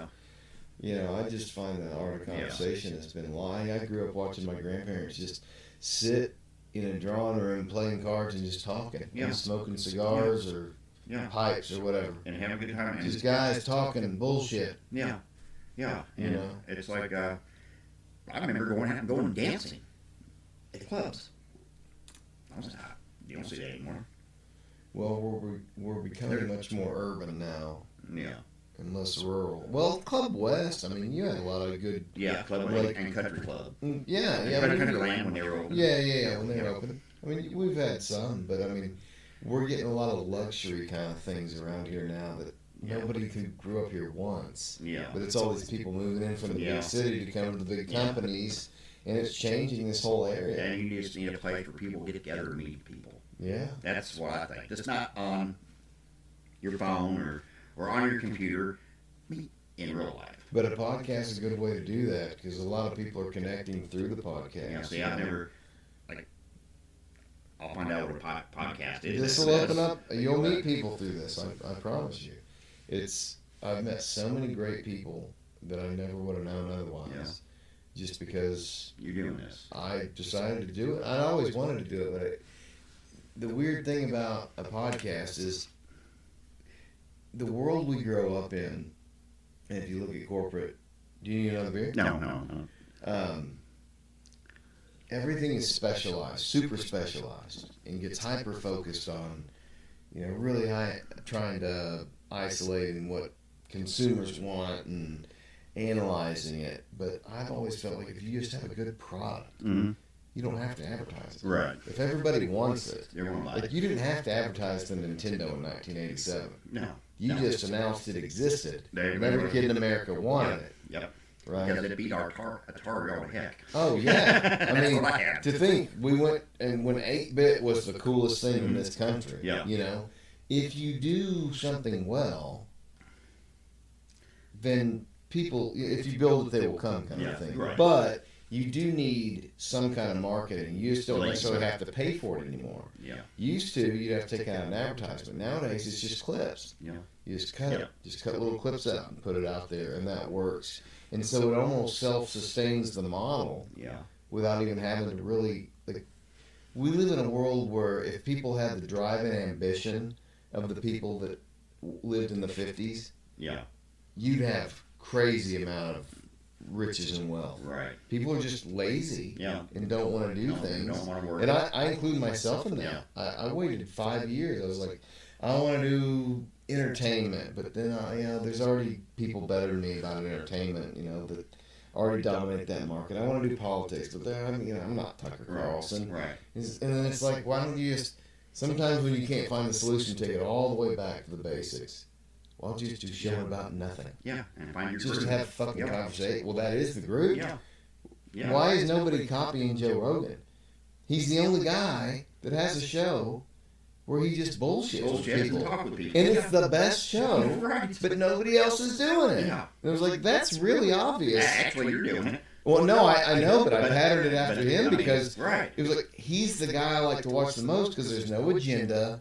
Yeah. It doesn't feel like some lesson plan because everybody else always has on some scientist, and Joe does have scientists on and stuff, and it's neat as like a guest speaker, but it doesn't feel like it's I don't know, some kind of indoctrination center. Right. It feels like a conversation. Yeah, he's letting people talk and get known and what's their And Joe's getting high and drunk on the show. Like, I can relate to this dude. Right. You know what I mean? Relate to He's the not guy. wearing a suit. He's Right. not reading a script on a teleprompter paid for by Pfizer. Yep.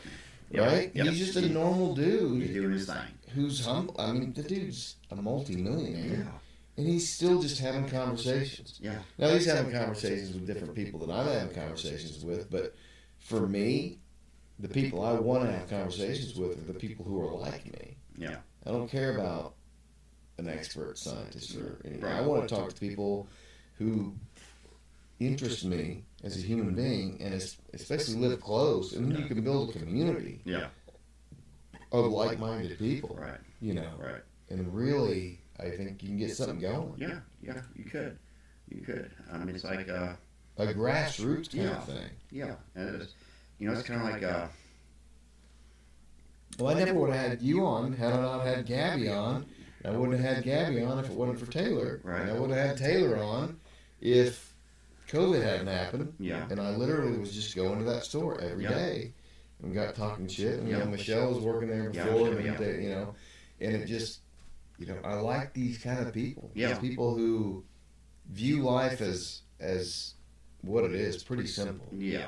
And try to overcomplicate it. Yeah, then you open up a can of worms for yourself. You just make trouble. That's like most problems today are man-made, like climate change. Somebody thought of it, and it's wrong. And it's climate change. Don't even get me started on Exactly. We don't want to go there. But that's what I'm saying. They're self-inflicted or man-made problems. Forget about that stuff. Live your life. Be good to people you're around. Be good to everybody. Everybody. Be good to everybody. Everybody. I mean, here's the But if thing. there's somebody in Connecticut or Utah that I don't know, well, I'm going to be kind to them, but I don't know them, so I don't have to put them in the front. I'll give you an example right here. I've always felt like the immature child in life. Mm-hmm. Like, maybe I just haven't figured it out yet, and I'm the asshole. But the older I get, the more I'm like, no, I just don't want to fit into this box. Right. And I don't want to play this game. Yeah. And I'm not wrong. No. Everyone else is. And I'm okay with that. Yeah. And so my take on social media is, if I use it for promotional purposes, the only other thing I would want to use it for is spreading positivity. Right. Putting something positive out. out there. But in the time I log on to Facebook to click on the thing I want to post, there is negativity in front of me Yeah. of somebody just posting just negative shit. And we talked about earlier, some people are doing it to get clicks. Yeah. Some people have no fucking life and all they can think about is politics, which is really sad. And if that is who you are, then seek help. I mean, seriously, like, how much do you think about politics in a given day? I mean, maybe a little bit, but it doesn't drive your entire existence. No, it doesn't drive my entire existence. And I thought Joe Biden was a horrible fucking president. I thought it was I don't think he knew he was president. he didn't. But I wasn't posting shit about wishing Joe Biden dead. No. Or Joe Biden in a comic of being a puppet to all the military-industrial complex. But people want to post pictures of Elon puppeting Trump and all this. It's like, man, like, Well, why are you putting out the world is so negative already? And I'm not saying you should ban those memes by any means. I'm pure freedom of speech. It's just like, can we just think about is our action that we're taking right now positive or negative? If it's negative, just don't do it. yeah. I mean, sometimes I think they come out with the negative stuff just to see how stupid people can be. If they're going to follow that. I mean, that's why we have a brain. Is It works though, man. Yeah, that's called works. brainwashing. I mean, It sucks in the stupidity. Yeah. And all the idiots get in there and start fighting with their keyboards. Yeah. And then somebody makes money off of it Yeah. because you're engaging on there. yeah.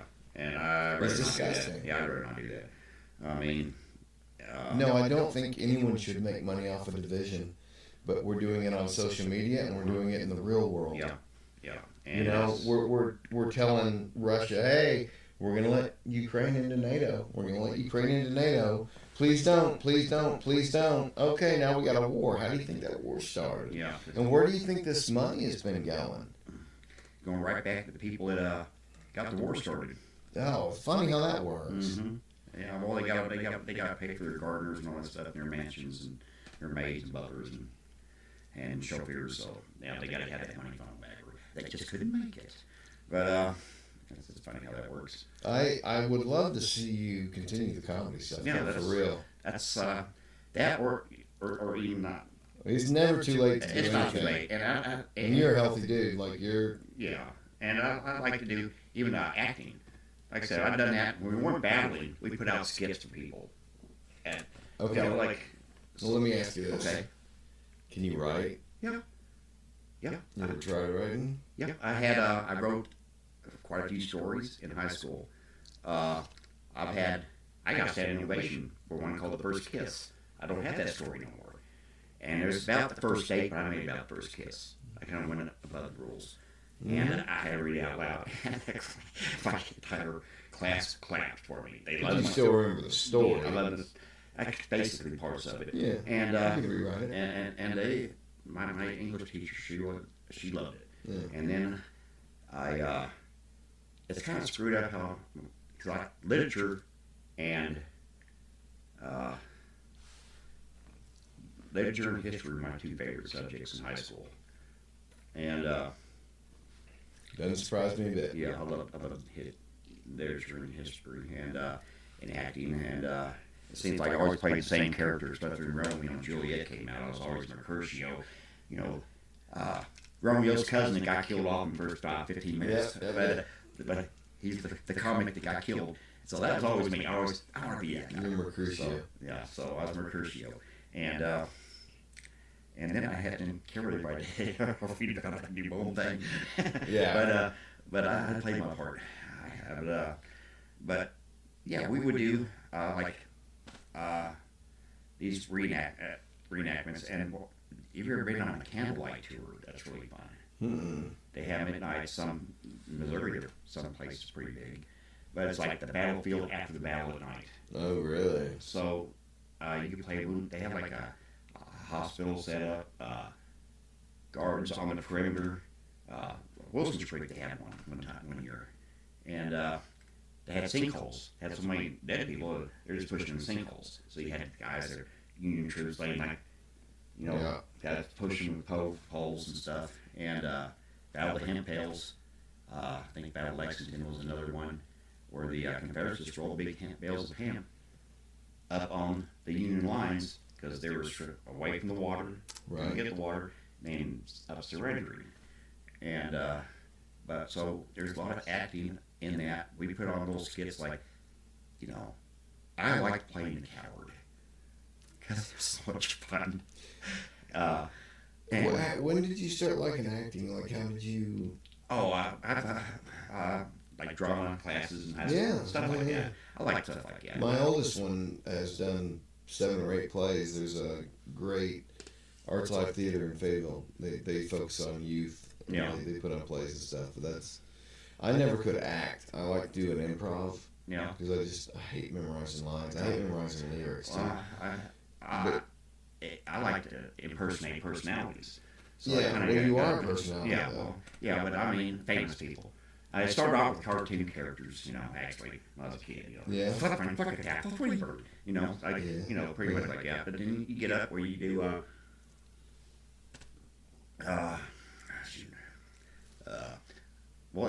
it's one thing I was thinking about a comedy routine was, a lot of the old sitcoms, like, All in the Family. Yeah. Okay? Archie Bunker. Yeah. What if Archie Bunker got sick, had to take off? And he couldn't come back for a while. So couldn't you just write somebody to take his place? Well, yeah, they do it every day now. Back then they couldn't. Yeah. But, I mean, who would you get to replace Carol O'Connor? Mm-hmm. Sylvester Stallone, right? Okay. Imagine the opening lyrics when it came on. By the lake that Miller played, songs that made the hit parade. Guys like us, we had it made. Those were the days. It's kind of like that. Sylvester Stallone and Edith Bunker, what a team. But just things like that go through my head all the time. And I could probably do a skit like that. And I think, even my favorite skit was a bit like, we had some really scary stuff like, when I was a kid, like The Exorcist. Yeah. And why don't you have somebody else playing the priest? Like a heavy, like Clint Eastwood. Right. It'd be a short movie. It'd be a real short movie. Yeah. That's all it would be. It would just be the trailer. And, it's like, Linda Blair's in there, and her bed's levitating, head spins around 3 or 4 times, puking on the door, and door opens up, and, what do you want, priest? You come here excitedly. Whoa, we didn't think you just let you walk in here, possess the body of the little girl, and just walk on out of here, did you? Wait, who the hell are we, priest? Smith, Wesson, and me. Yeah. It's over. It's over. So, I mean, it's quick exorcism. I feel a lot of things that go through my head like that. There's a lot of local talent around here that has different skills, video. I know a lot of people. Meet a lot of people through the podcast. I think it would be cool to do a community effort and just get something made, like a pilot episode of a sitcom. Yeah. You know what I mean? Yeah, I thought about just, I can do a sitcom where I'm working. Just different people coming in. Here, a sitcom, like I was telling you, okay, comes second one, he has surprise guests. I think you like Dr. Phil. And, whoa, you talk about this girl, we brought her to you. This is your long lost love. Who knows? She's like 500 pounds, okay, it don't matter. But, and then the one that was married, had 2 kids, they actually showed up too. And then, like you're living for 35 years, getting a little jealous, but then the one you actually didn't mess around with, that's built a loop in it. And what if they find out that you had a trailer park now and move your trailers there? See, that's a sitcom. That's a sitcom. In its own. And then... It's an American sitcom. Yeah, and then the Canada tried that. Yeah, and then the one that you're living with, well, let's make it she has dementia. She don't know who you are. She thinks you're the gardener. You're not actually living with her. Yeah. Which makes it funny. And I'm saying we should make it happen. Why not? Write it, and let's make it happen. Make it happen. Easy. We'll find a way. Yeah, I mean, and I think one of the best comedy series I've ever seen. I think Beverly Hillbillies, Married with Children, My Name is Earl, they're probably my favorite sitcoms. Right. But probably my most favorite sitcom was Fawlty Towers. Oh my God. That is the ideal sitcom with me. I won't say I enjoyed it as much as you did, but my mother was obsessed with that show, so I've seen every episode. There's only 12. Is there only 12? Only 12 episodes. Is it only one season? No, there was 4 seasons, but they don't have Oh, was it just short? 4 seasons. Well, she had like a DVD collection, so yeah, I watched them all. Yeah. It was a good show. It was a good show. I'm not as big on British humor as she is, but it was good. Yeah, but it's just the way that Basil treated the regulars like crap. Oh, and yeah. somebody important come in, oh, he's just, brown nosing up to him, and then it ends up that they ain't who he thought it was, and why he gets himself in the crap all the time. Well, the thing is now, like, you can. My kids show me video. They'll make whole scenes. They'll make like 6-minute videos that are like 6 different locations, 3 or 4 costume changes. They'll edit it out and show it to me, and it looks good. Yeah. And they're doing this on their phone. Yeah, see? Like, you just don't need to spend $1 million. So I'd have to hire me a kid, put a sitcom, 'cause I don't know how to do that on a phone. Well, that's what I'm that's saying. wrong, yeah. I'm saying there's people in the community who are offering services, who are Right. doing these kinds of things. It's believable to start something like that. Yeah. You know? Yeah. If you wrote a script, fuck, I'd act in it, dude. We could get a pilot made. I think it would be super fun. I think it would be a dream come true to be involved in a pilot episode. And we can find the kids to film it. I know good video people. I think we could do it. Yeah, that'd be something. Put the pen to the paper. Uh-huh. It's all on you, sir. Okay. It's all on Dave. I can do it. Dave, that's your challenge. Yeah, Write a pilot script, like 22-minute, like a sitcom. And it's going to be fast, because my writing would be more like Faulty Towers, based on that, because it was so fast. Because of lingo, you couldn't catch up all the jokes here in America. Yeah. That's a big that's a part. fact. That's a fact. But it happened so fast that, I mean, it's just, and everything happened all at once, and then just compile at the end and come crashing down. Yeah. Which the funny thing, that's what you want.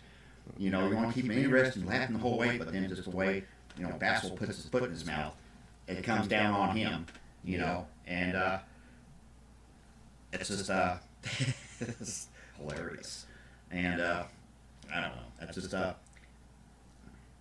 just so many things out there. I think I can make a comedy about anything. Write about anything. That's just the way it's supposed to be. Give me, like, if you were to do a pitch on a sitcom, like, what would your idea be? Like, what would your kind of, like, you get 5 minutes with the head of HBO. What's the show about? Oh, it'd be a comedy, but it'd have to be about, if I was going to be the character, it'd have to be based on the character and the supporting cast around him. And the situation he's in, is it going to be one where it's always going to have an ending, or it's going to be a run-on to each episode? Which you're going to have that anyway. Right. And I run a gag, I guess I say. And I like the idea about the trailer park, about this poor guy in retirement, shacked up with a woman don't even know who he is. Thinks he's the gardener. Thinks he's the chauffeur. He can't live with her because he's illegal. And he's been living with her 35 years, but she just forgot who he was. And then he has... And so now he's, like, trying to go out and live his life. But he's managing the trailer park. But he's still managing this situation. And he has to go around and have everybody else's problems. Right. Take care of them. Then he went on your show. They reunited with his first love, comes back, and say she was hot then, but now she's like 500 pounds, but he's still kind of so crazy about her. But he can't do nothing because then with this one. And then the one with the 2 kids come around. Of course, your kids are grown now. So that's another obstacle there. And then he has to have somebody that's working for him in the trailer park, doing things around the trailer park to stop him, or his sidekick. So you take a thing on them. And the other people in it, people got to run out of the trailer park. Somebody had to look for a place. Yeah. Just for a night, trailers for rent. Yeah. Airbnb like a cabin, but so there's so much you can do, even with the story. Oh, there's so much you do. Even with the story, customers And come in. there's not really another American show that's really explored that, to my knowledge. Yeah, I just love that. I mean, that's come back from my experiences. Because the trailer park show, the Canadian show, is Canadian. Oh, you talking Trailer about Park Boys? Yeah, Trailer Park. Okay, yeah, I've seen It's that. That Canadian was production. New York Girl's favorite show. Yeah, and it was a good show. I haven't seen a lot of it. Well, Yeah. but like, there's not an American production that really explores. Yeah. And if you grew up in Arkansas, and especially on the rural edges, you Yeah. see a lot of poverty. Yeah. And it'd be a lot of part of it, like say what I'm shack up with in the sitcom has to mention her. Well, I gotta trim her ferns or whatever she has, or repair trees or whatever she has in the yard. Maybe she Okay, sends you on a quest to but- bring her a kangaroo or something. I mean, who the fuck knows? Yeah, who knows? That's good. You just And, Yeah. and the thing is her garden ain't no bigger than the sidewalk. right. So Manuel or Julio, one, clean, click, and damn, I'm living here 35 years. My name ain't one. You know what I'm saying? I think you got a real good foundation there. Yeah. It really is. So I mean, and then you gotta put it in the one that you're in love with. I can't rekindle, but of course, you know, she's like 300 pounds heavier than what she was. But so you work with that and be nice to There's her. a lot of comedy there. A lot of comedy There's a lot there. of comedy there. And then the one with the But that's where it gets fun. Yeah. You kind of do the broad strokes. Here's kind of what we want to happen. Yeah. Now then zoom in this scene. right. You know, I've never been involved in writing any kind of this kind of deal, but I think you And same thing in the store. I mean, sky at the store, and just the customers coming in and how you interact with them. You know, and you know, it'd be kind of cool. Just just throwing this out there. You know how Jerry Seinfeld used to do a little comedy bit yeah, before the Yeah. Seinfeld Yeah. episode, and then there'd be an episode kind of related to that bit. You do a scene where the gas station attendant has an interaction with a customer, yeah, and they tell a story or something, and then it's like kind of goes back and shows the story. Yeah. You know, something like that. Yeah. Some kind of gimmick where right. it triggers. Triggers you to think that's what's going on. Yeah. kind of like a comedy Pulp Fiction. Because those scenes would be so interesting. Yeah. Just interactions with customers. And you could have cast somebody different every time, Every right? time, Just right. a wild character. Right, and then you need your regular customers because hey, they like Mimi. We like her. She's just a temp, but they like her. They kept her Yeah, on the show. yeah. So it's like, or maybe that one. But you thought about it a lot. Yeah, A lot about this. yeah. Just a lot about the writing a sitcom because I mean, if I can't actually, you know, I can't make it as a comedian. I can make it as a writer probably. But Because people have you need- tried? No, I haven't tried. Well, And I done. I mean, I know I had like when I transferred my junior year to Missouri. They didn't have my school grades or nothing, so they put me in ninth grade English literature class. Things I already had. So I could sleep through the class and still get an A. mm, Well, then I transferred back. They didn't have my records, so they put me in a 10th grade class. Well, I don't know why they did that because before I went to Missouri, I was in 10th grade advanced English literature class. That's the hardest class I've ever taken. But what was so difficult about it? because difficult about it was the pencil sharpener, I think. I think I tore up our pencil sharpener. My teacher would actually sharpen pencils for me. She'd put my desk right next to her to keep an eye on me. But I got an A minus in that class. I got an A minus on our term paper, and it had footnotes, everything on something, you know, current or semi-current that, you know, like an abortion rights or climate, whatever it was, and they were labeled out there. And mine was going to be on why I thought World War I was the worst war ever fought. It should have ended all wars. There shouldn't have been a war. Another war after World War I. It's so horrible, so terrible. oh yes. And it's the worst thing ever. But people who live nowadays, including myself, can't even comprehend. No. I mean, you can watch videos, but it doesn't. No. It doesn't show the body count in the real life. How many people Millions. you know lost people. Millions of men a day. Right. You know? It's like take COVID. Yeah. Everybody knew got COVID. Back then, everybody knew lost a son. Yeah.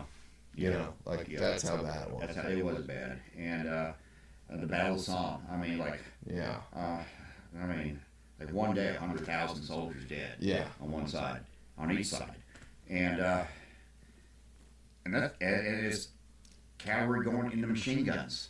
And Gas. you think I mean, as sophisticated as we are now, we wouldn't. war would be something that was so far in our past we would kind of joke about it. Yeah. Remember, Yeah. we're so sophisticated. We got all this technology. We don't need that. We've got wars no more, but yeah. fucking virtual reality now, and we're still at war Yeah, still war. because there's money in it. Yeah. The Yeah. people who make the munitions sell it to both sides, And get rich on it, and they need you to continue that conflict, or else they're out of a business. Yep. And It's a real simple. Yep. And but what they have to have too is they also have to have the bad guy they got to fight. Mhm. Like in any movie, any play, it's only as good as the bad guy. Yeah. You know. And my favorite bad guy of all, I think, was Alan Rickman. I mean, what? Quigley Down Under, Die Hard, and we played with Kevin Costner and Sheriff Nottingham, Yes, Robin? Robin. Okay, I haven't seen Quigley Down Under, Oh, that's and that's a shame, and I'll rectify that. I'll watch that. That's got Before I talk to you next, I'll watch That's Quigley right. Down Under. Quigley Down Under. I will agree with you in Die Hard. Yeah. He is just villainous. Yeah, he's villainous because the most villainous guy is in charge of the bad guys. You're just not the Joker, Right. you know. Or he did have his bad guys under him too. But I mean, you're like the top guy. Yeah. And he's smarter than everybody. He don't care. He'll get rid of his own guys just to get you because he hates you even more. I mean, that's Great villain. the great villain. He's also a great villain in, what was the other one you mentioned? Die Hard, Sheriff. Yeah, Sheriff Nottingham. That was probably the first movie I saw him in as a kid. 'Cause I'm born in 81, so that came out in the early 90s. And he was great. Yeah. Because I always loved the villain growing up. I was always attracted to the villain. Yeah. The good guys were just so Yeah. goody two shoes, Yeah. you know. Yeah, and if you had the better the bad guy, the better the hero was. That's all it is. Yeah, that's true too. I mean, it was a. Yeah. You needed each other. You need each It's like other. when you killed Optimus Prime, Megatron didn't mean anything. Right. You know, it's like he doesn't have an Optimus to fight, so you got to turn him into Galvatron, and it just gets nuts. But you know, I don't know. There's something I love about that long history of villains and heroes, Yeah. like the Shredder and the Ninja Turtles, or whoever it is. Right. God and Satan is the Yeah. oldest one. And it's like I said, that woman from New York wanted me as her hero, not a boyfriend. And I'm thinking, you know what, that's kind of strange because, you know, the only heroes there are nowadays are the ones that don't get the girl or dead ones. So maybe I want to be the bad guy. I don't know. But, I mean, it's... Well, depending on the perspective of who's looking at you, you might be I might be- both. Yeah, exactly. You know? People find that on... There's people who look at me as a villain, and there's people who look at me as a hero. So I can't change your opinion. It's just, Right. you know. Right. It's who you are. So you are both That's different right. people. Yeah. I mean, Trump's a great example. Yeah. There's people who worship him like a god. There's people who think he is the worst thing that is Yep. ever going to happen Yep. to this country, and he's going to destroy it. Yeah. I think both of those ideas are extreme. Yeah. He's a human being Yeah, he's human beings like us. with a lot of fucking experience, Mm-hmm. and But I think he's a damn good man. I mean, I seen a thing actually about him. Trump Towers is still parts of it under construction in New York, I think it was. And they found this black woman living in one of the hotel rooms. yeah. They hadn't finished yet. Did you see that? No, I haven't Okay, seen this podcast, they're talking to her. And she says, let me tell you about Donald Trump. Says, see out this window right here. Says, I was living on the street. And it's wintertime. I had nowhere to go. I come over here and the door's open. I stayed here. And she says after about 2 or 3 weeks, security making rounds, she says, they found me living here. And they couldn't evict me, only the owner could. So they called up Donald Trump. Says, he come up, told me a story. Says, well, you do what you do, get on your feet. Don't worry about paying. He says, he told the staff, he says, make sure she gets 3 meals a day, her laundry's done, and new flowers every day. Yeah. Now, that's a man. But he doesn't advertise that He kind of don't, stuff. he don't advertise none of Those it. stories are rampant. Yeah. If you listen to people who have met with Trump or people. No. He paid off some family's mortgage one time because they were broken down on the side of the road, and like the husband. But now what was the deal? Trump had a flat, and some guy stopped and basically fixed the tire, and Trump paid off the dude's mortgage. Yeah. You know, but you don't hear about that stuff. You don't hear it. And Trump doesn't advertise No, that we don't stuff. advertise. Because I've always felt like a lot of the problem I have with Christianity is how Christians broadcast all the good things they do. Yeah. It's like I did all these good things. Well, that's what we call virtue signaling. The left does that too. Yeah. I'm not racist. I'm not these bad things, even though I'm acting exactly what I'm saying. Yeah. Like, I just don't ever get the virtue. Like, if you're going to do a good thing, why do you need credit for it? Yeah. Otherwise, it kind of negates the good thing. Yeah. Do good in silence. Yeah, do good, and more people need to do that. It'd be a lot better world. It would be. That's not what it is. I mean, I know. it's not. And I'm not a perfect human being. No, I that just, is hard, but if I could ask one thing of people listening to the show, if you're going to put something out into the world, is it a positive thing or a negative thing? Just ask yourself yeah, before you post it. And are you okay with just posting negativity? Regardless of your motivations, just... I think what people need to do is look in the mirror and ask that question before they post it. How would you take it if somebody else telling you that? Just think about if the only thing people ever posted was positivity, Oh, God. what world would we be in? Like, just not shitting on each other, not hating on the other side, not trying to take the legs out from under people. You're describing a perfect world. There ain't no perfect world. It's just... But it'd be a lot nicer place to be. It's just Christianity actually executed in real life. Yeah. But Christians don't do a good job of promoting Christianity. Yeah, I thought the Bible said be humble. Yeah. Be humble. You don't have to broadcast it. DC Talk had a lyric about this. It was basically like the people who turn people away from Christianity the most are Christians. Because of the way they behave. Okay. Yeah. And you look at this as an example that, yes, that I know what you're talking about. the person who doesn't know Jesus at all, but who yells the loudest about it, you look at that example and you say, only part of that. Well, Whereas Christianity, if you just look at what the teachings are, is... well, God made us in His image. So surely when He made me, He had some jest in Him. So I mean, He had a sense of humor. So thanks, Lord. I see it now. But But you have a lot of strong attributes that if you would just have confidence in yourself, and I think do it. Yeah. Just say, fuck it, I'm going to do this. Ask for help. You know, I had to do it to start this podcast. Yeah. I had a 20-year-old kid help me get this started. I'll be darned. And I'll be forever grateful to Caitlin. Thank you. And she's still involved with it. Just whatever your goal is, your dream is, you're never too old. You just have to have a will. Yeah. And then you'll find the way. Yeah. So if you want to ride a fucking pilot, we'll find a way. Even if we got to do it on phones, just to make it, Yeah. and make people laugh. Yeah. Yeah. We'll find a way. Yeah. So I challenge you, sir. Write a pilot. I write a pilot. Write the pilot that you would want to watch. Yeah. Don't think about anyone else, what they would want to see. Yeah. What would I laugh at? Yeah. You know? Yeah, because I know customers come in and get me tickled sometimes, and they usually don't get the last word in. But it's like, you know, I had one girl working with us, Cheyenne, and she was witty. She was fast. She thought she'd get me on. She couldn't get me. She tried. Bless her heart. She tried. She's good. But and sometimes I missed her. And she's really cute. And I come in one day. There's like a bunch of construction guys, like 5 of them, right in front of the counter, all wearing the same shirt who they worked at. And I come. I was cook at the time. I was cooking. So I come back. I guess get a paper bag or something like that, or trash bag, clean the kitchen up and all that. And I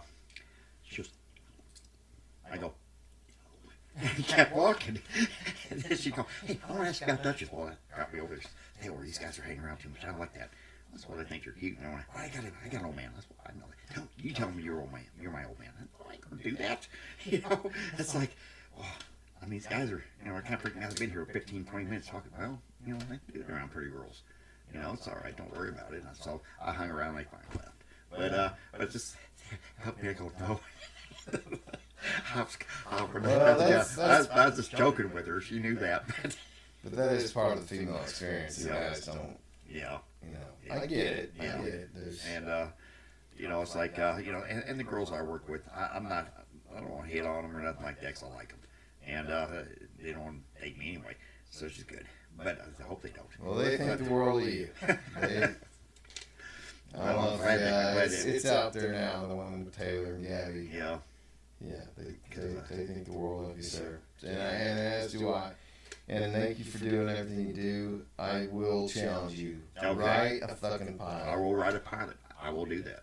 I will do that. And I'll participate in any way I can to help it come to life. I'm old-fashioned because it's going to be in a notepad. Because if it's on a phone, it's going to get erased. But think it through, man. Yeah. Live it. Like, yeah. Find it. Because I think you've got good ideas. I've already lived. Well, that's the thing, right? I like the experience. All my uncle I was telling you about. Yeah. Okay, well, he was a cop. My senior year, I got to ride via ride-along. He worked third shift in Santa Ana. No shit. No shit. I rode twice. And the very first call we had, he goes to cussing. I go, what? He says, what was that? Is our first call, a hurt cat. So, we gotta go to where you're at, or a sick cat, hurt cat, whatever. He says, gotta take it to the animal shelter. You gotta call the vet, and you're waiting there 2 or 3 hours. Now, this ain't what I want to do. So we pull up, and gets, you know, houses are just all, you know, next to each other, and it's dark. Ain't no street light out. And he sees the cat. He goes, kitty, kitty, kitty. Kitty come around, batoned it, killed it. I said, why'd you do that for us? So I tell the lady, the cat was already dead.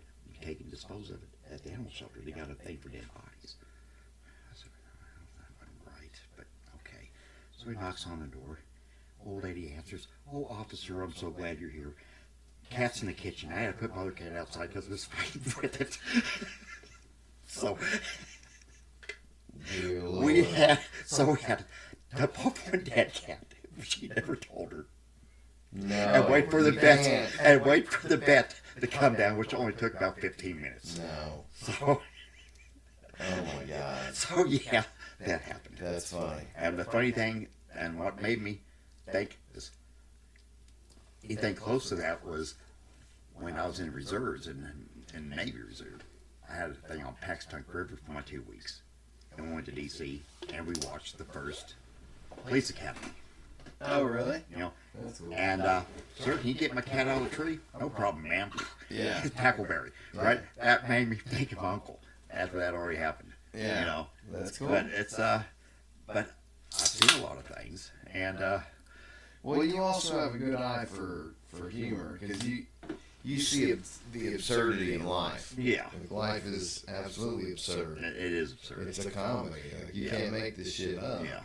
And you've got that eye for it, and I think if you challenge yourself to like structure it into something that's consumable. Yeah, and the funny thing about absurdity is, me and my dad were going to my sister's house in Iowa. She lived in Illinois, and I was following my dad on motorcycles, and we got stopped doing 95 as soon as we crossed in Illinois from Missouri, and state trooper pulls us over. He says, Mr. Tucker. Well, which one? David Tucker. Which one? The young one. That's me. What did your dad tell you about, first thing about riding a motorcycle? He says, treat her like a snaggle tooth hooker and don't let her go down on you. No, think about having a license? Dad says, you don't have a license yet? Well, no. Dad, I had a permit, but then they wouldn't give me a license because they said my driver's license was suspended in Florida, which I never had a Florida license. And so I got back and they told me I had to call driver control. So I called driver control and I'm telling them about the situation, blah, blah, blah. And all the thing the person could say is, well, that's absurd. I said, that is absurd. And then he went, that's absurd. That is absurd. And 4 or 5, that's absurd. That is absurd. Yes, ma'am, that's right. That's absurd. Yes, ma'am. That's absurd. And then it dawned on me what it wasn't he was saying. I'm not a sir. And I thought he said that's absurd. Oh my God. So then I had to call driver control in Florida, and they had no record of me. You never had a license? No, I was stationed in Florida in boot camp, but that's the only time I was in Florida. I never had a Florida driver's license to get suspended. But the thing just talking about somebody on the other end, you think they're just saying that's absurd. That is absurd. He's saying I'm absurd. Yes, ma'am, that's absurd. I'm absurd. That is absurd. So yeah. When did that conversation take place? Oh gosh, I've had probably about 48 years old then. That's about the time I started riding a motorcycle. That's Learned how to ride hilarious. one. So yeah, that was a long time ago. And the whole time he's saying, that's absurd. Yes, ma'am, that's absurd. I'm sorry. That is absurd. I agree with you. That's a crazy story. It was funny. Well, sir, I'm going to take a piss and eat some dinner. Okay. Thank you for coming Yes, on. sir, Brad. You're welcome. We'll do it again. We'll do it again. But I look forward to seeing the script. You'll have a script because I want to write one. I can't wait, dude. Yeah. I think it's going to be awesome.